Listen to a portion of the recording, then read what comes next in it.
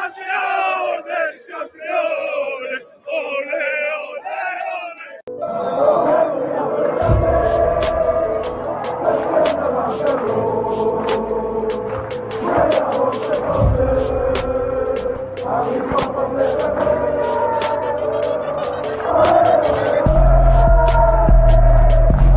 Shout out to Kop-Ish. Shout out to Kopish, guys. All the good work the up. two legends, Emil Heskey, Howard Gill. Can't get much better than that, guys. Yeah. You know what to do now. Like, comment, subscribe. I'm with legends, guys. Kopish.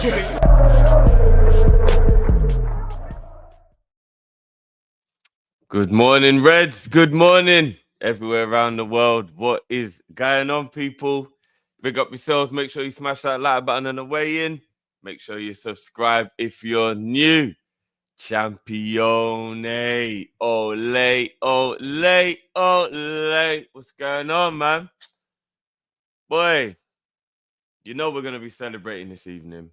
Tonight is going to be where it's at. Monday night show. You do not want to miss this show tonight. You don't. You want to make sure you're there. Live and exclusive.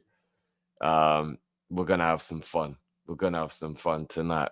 But just a little morning meetup show real quick for you. I was scouring the earth to find some Liverpool news that wasn't about us winning the league. I really was. And there's not much, but that's understandable. So this is going to be a very non-transfer based morning show, and it won't be long. Again, we will be back later in the day. But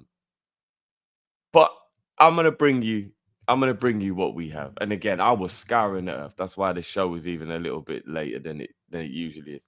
I could not find any news that wasn't about us winning the league. And I went down the rabbit hole. You know how it goes. Got caught up in it. By the way, 20 times, people. I see everyone in the chat asking me how many? 20 times.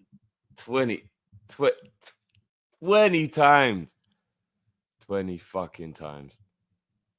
But there is a few little bits and pieces to talk about. And again, like I said, not much. I'm going to start with something it's just one of the most talked about things that we've had. So it's not even new news, really. But a double swoop on Bournemouth continues to be ringing around. And obviously, it is for Wharton and Kopish. And yeah, there are a lot of rumors still floating around this morning that we will be trying to do a double raid for both of them, and it will just be about whether we can afford to go to an amount that will actually make both players in terms of wages when it comes to Liverpool, and to make Bournemouth want to part ways. Now, Wharton has a buyout clause, if I'm not mistaken, but the Kopish one obviously will be where we'll have to come up with some kind of agreement. But it's looking like it's probably going to be almost 100 mil spent in Bournemouth if we are to walk away with those two players. So we'll have to keep an eye on this one. And again, this is going to rumble on and rumble on and rumble on, and it's always going to be a thing. Big up Ali A in the chat. I could see saying that it's actually Liverpool that Wharton wants to join, no one else. You know what I mean? We hope that's true, because if he's the one that we're going after, then obviously we want to make sure that we get him. So hopefully that's true.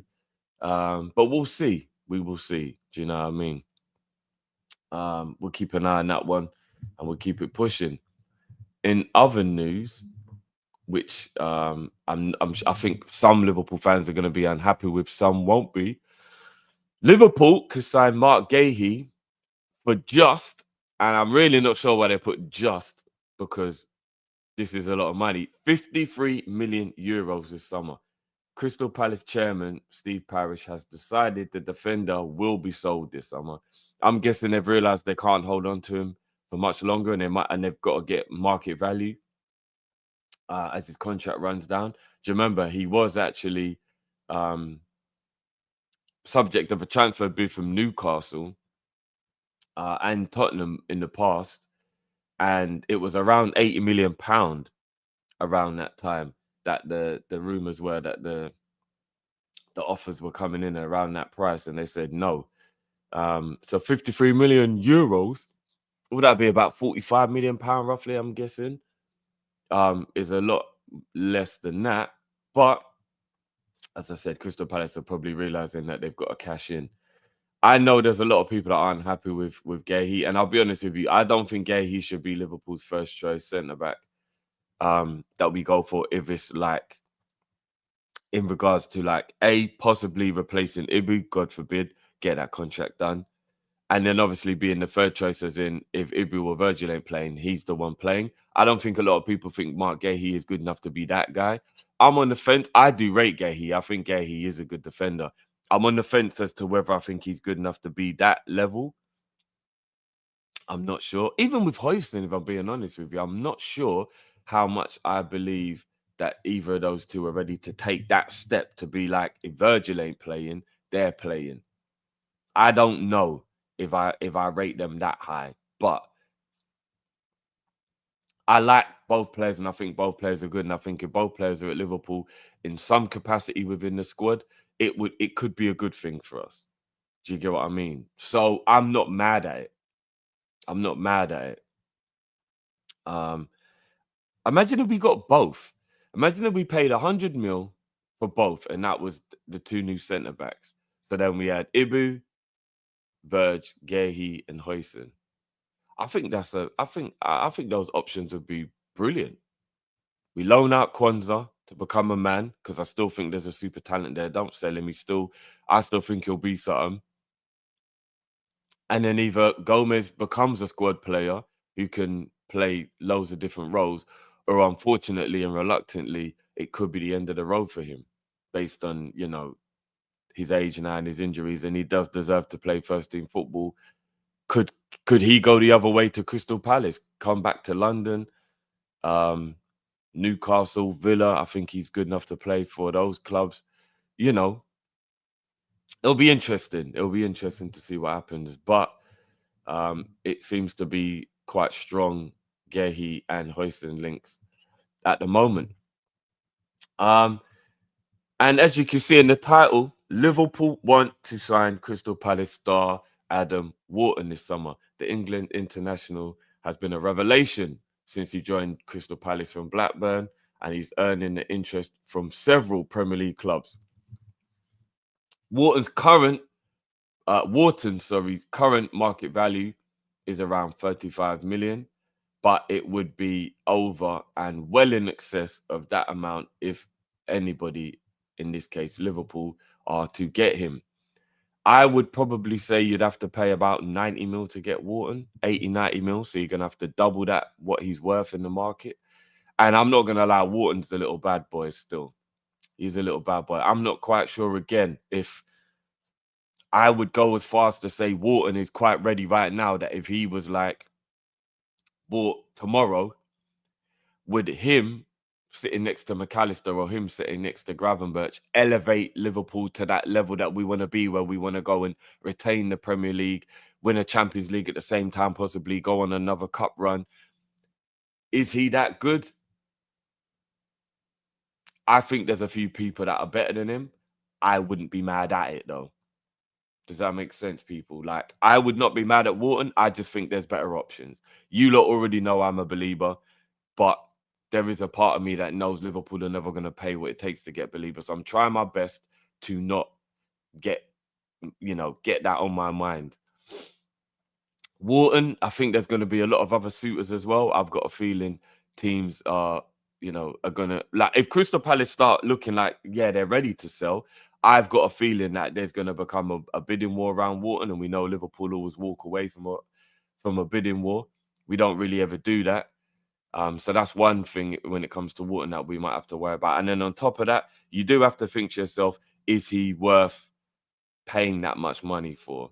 I'm not going to lie, around 80, 90 million for him is crazy. He has just come back from a big injury. He's been playing exceptionally well since the injury, but he has just come back from that big injury as well. I don't know. I'm not sure, but I do like him, and I think his future is definitely bright, and I would probably be a bit jealous if one of the rivals got him. So I think that says a lot about how he could be good enough to be that guy at Liverpool. I'm just not sure at the moment. But, what do you guys think? for everyone who's watching afterwards, what do you guys think? I can see quite a few people in the chat. It's split. Some people are feeling the idea. Some people are not. Do you know what I mean? So we'll have to see. We'll have to see. But I don't think you can go wrong with Wharton. I don't think you can go wrong with Belieber. So we'll see. We know how inflated price tags are right now. Everything's crazy. You got to pay well over the odds for everybody. So, you know, we will see. We will see. But I'm definitely looking forward to what we're going to do. And as I've said in the past, guys, I do truly believe that Liverpool are going to have a big summer. I don't know why. I can't tell you. It's a little bit similar to the feeling I had, even though there was more logic steeped in why I thought Liverpool were going to win the league this year. It was also a feeling. And I've just got a little bit of a feeling that we're going to have a big summer. I think there's going to be 1 or 2 players walk through the door this summer and we're going to be like, wow, I can't believe it. So let's keep an eye on that one. And obviously the transfer rumors are going to rumble. Big up everyone who's watching right now as well. Make sure you do smash that like button for me, please, people. Subscribe if you're new. We are champions. We are here. This is just a short one, as I said, though, guys. This is a morning meetup show just to run down some of the quick things that have been happening around the world. And then later on today for the Monday night show, we will be having as much fun as we possibly can in celebration. So I don't even want to go too far into talking about some things that we will talk about later on as well. I don't want to spoil it. Big up Ash with the super chat of the day. Says Trent posted 15 minutes ago pictures of the celebrations from yesterday for the city, for the fans. Not gonna lie, if he leaves now, this is weird behavior. Yeah, I did see the post of like all the dancing in the change room and stuff, and it is true. I don't know. I'm confused about all of this stuff. I really am. Of course I want him to stay, but I don't know. I don't know, man. I don't know. It's all weird, isn't it? Big up Alex. That says my prediction: Kirkes, Gehi, Stiller, Alvarez, 200 M's. I'm not gonna lie to you, bro. I think that'll be a sensational summer. I really do. But that's not a 200 mil summer, though, G. I can't lie to you, bro. That's more. So Kirkes is probably gonna cost us around 40 to 50, bro. Gehi, as I've just reported, is going to cost us around 40 to 50. This is million, right? So that's 100 million just there. Alvarez, that's 100 mil by itself, bro. Like, do you know what I'm saying? So, and then Stiller, apparently he's got like a £50 million release clause, I think, or something like that, because he did sign a new deal, but there was a release clause in it.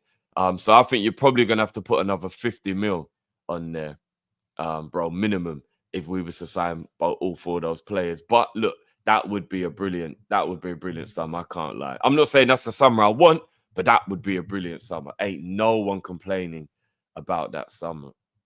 So big up to you, bro. I'm gonna finish up with this. I'm gonna give you guys a little bit of some facts. You know what I mean? 2026 is when the release clause kicks in for Stiller. See, so that means that we'd have to pay. You know what I mean? We'd have to pay, yeah, you know what I mean? It'll be crazy. It would be wicked signing, though, without a doubt. So here are some fun facts, people. Big up LFC transfer room for this one as well. I'm going to run down this before I leave you, beautiful people. Virgil van Dijk is the only Dutch player to captain a Premier League winning side.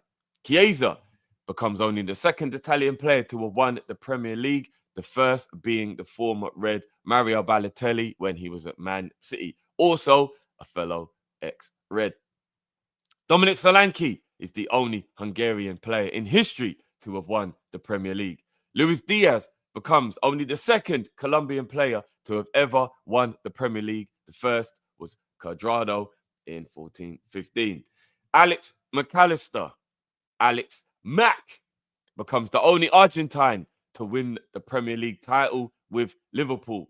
Arne Slot is the only Dutch manager in history to have won the Premier League. Arne Slot is just the 5th manager to have won the Premier League in his first season. Federico Chiesa is the first Italian player to have won the Premier League trophy with Liverpool. Dominic Solanke continues his record of winning a trophy in every season of his footballing career. Shout out to Soboslai on that one. Ryan Gravenberch wins his 5th league title at just 22 years old. Darwin Núñez is the first Uruguayan player to win the league title with Liverpool. Diogo Jota is the first Portuguese player to win the Liverpool title, to win the Premier League title with Liverpool. And Kostas Tsimikas is the only Greek player in history to have won the Premier League. People, we are out here and we are setting records. We are out here and we are mocking pussy-holes. Yeah, I said it early in the morning. Yeah, I said it when we've just touched the PM. Pussy-holes. Like Richarlison. Hold that. You eat it. I see him start putting up some stuff about how, I think he wishes he scored 30 goals. Ninja, have you even scored 30 goals in this league? You waste, man. Get out of here. You know what I'm saying? This is what champions look like, baby. This is what captains look like. I mean, skin off it clean. What's man talking? Hey, don't let anybody talk to us, people. Lucho. And he plays for Liverpool. Don't talk to me. And if you're going to talk to me, then fucking talk to me nicely. Do you hear me? Because the villain arc is about to start. I am going to be unbearable. But I'm going to let it be a slow burner. It is going to be a slow burner. They're not going to feel it. Bang, straight away. No pause. No lube either. It's going to be slow, hard hitting. We are going to be a nuisance. We are going to be going crazy. We are going to be peeing off a lot of people. We are going to be menacing. The league will not know what hit them.